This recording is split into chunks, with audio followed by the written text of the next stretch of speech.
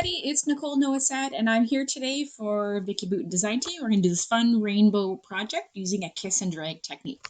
So what I have here today is I'm using the Vicky Booten texture paste. You could use any sort of watercolor medium for this, Distress ink, Distress oxide. Vicky has tons of products that work for this. You can see here that I'm just adding some water to the texture paste. I'm using a very small amount, and I'm just simply dripping it on, kissing it to the paper, and then dragging my acrylic sheet down. So I'm just going to widen it out a little bit slightly and just dry off. I'm going to start with the yellow and then work my way across so that some of the colors can overlap. So I'm going to use the green next. And again, you can see I'm using just a very small amount mixed with some water.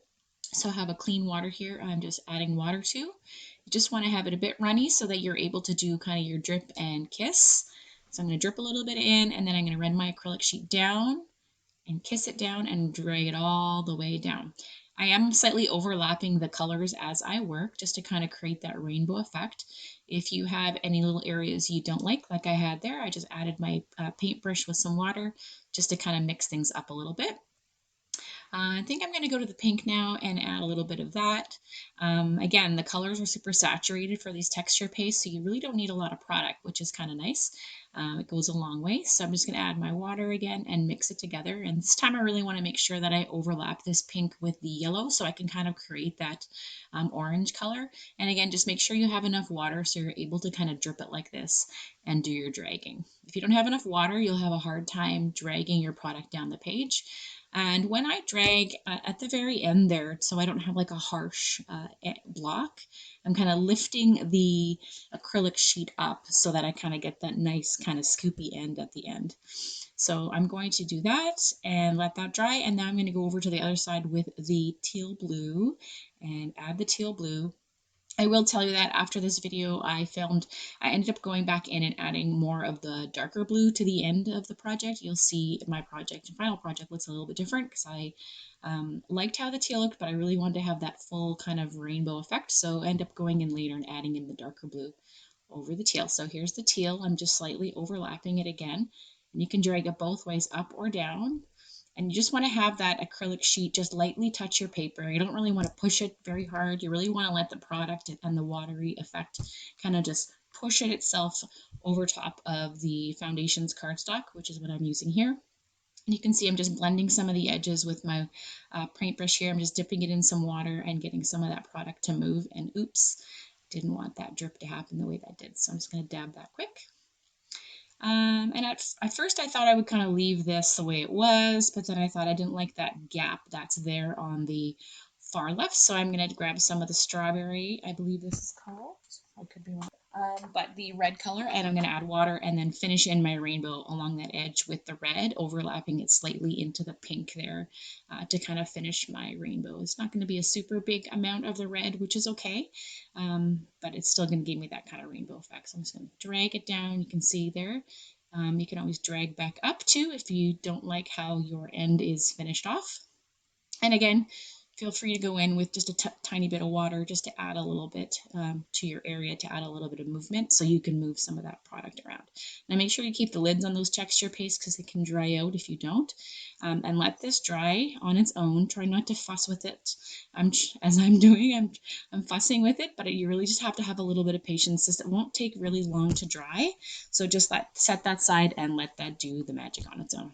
So you can kind of see here that I've gone in and added that blue to the end so I get the full rainbow effect.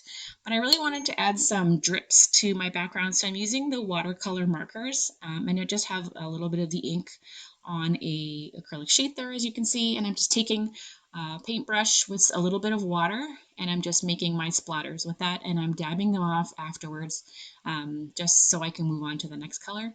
I'm going to block off some of the area next to it, so I kind of want the pink to stay with the pink and the yellow to go with the yellow.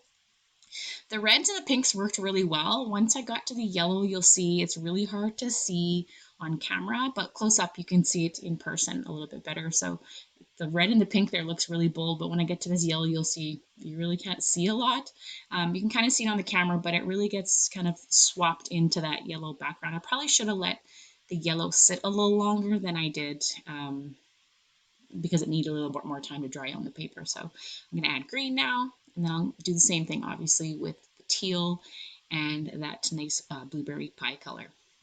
And so that's just going to add a second layer and texture to my background that I'm making here. So adding those drips really is just like super easy. This page here is the easiest technique wise that you can do. So if you're a beginner like me, do not fear, because I think this technique is for you.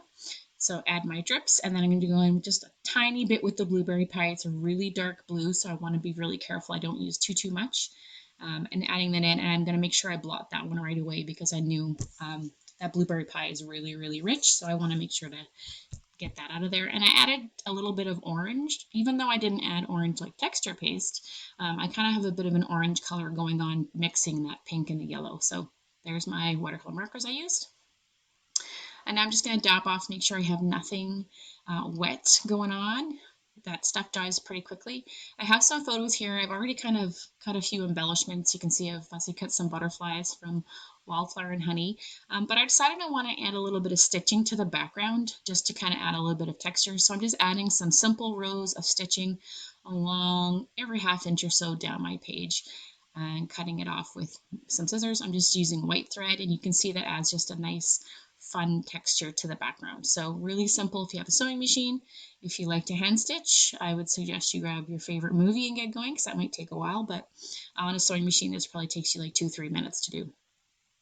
It would be really cool if you had the patience, not like me, to switch out the different colors of thread and go along your rainbow too. That would be super cool. I just don't have the patience for that. So I'm going to go ahead now and just add my photos down. I've already put some foam tape to the back of them, so they're going to have a little bit of height and dimension. And like I said, I have those fussy cut butterflies on the back, and I'm going to add those with some glue dots to them to kind of each photo, just so we can see how that pops them up in the same color families along the rainbow. And I did have this die cut here that I've cut out from white cardstock. This is one of Vicky's free cut files that's available on our website, and I'll put a link down below in the comments. Oh, there it is right there. And it's really good just to cut them from white cardstock and pop them up. It kind of adds a nice little bit of a layer over top of the rainbow pattern, a nice bit of texture. So I just cut one out and then cut it in half, and I've layered that kind of underneath my photo. And now I'm going to add some stickers in the same kind of color families along the top and sides of my photos as well. These are all from the Let's Wander collection. So I'm going to go ahead and add a whole bunch of those. Then I want to add in a title. So I'm going to use the chipboard stickers from the Let's Wander collection. These are really fun because you can colorize them yourself. I think I'm going to leave these the way they are though, but I did want to add a little tiny mini title with black.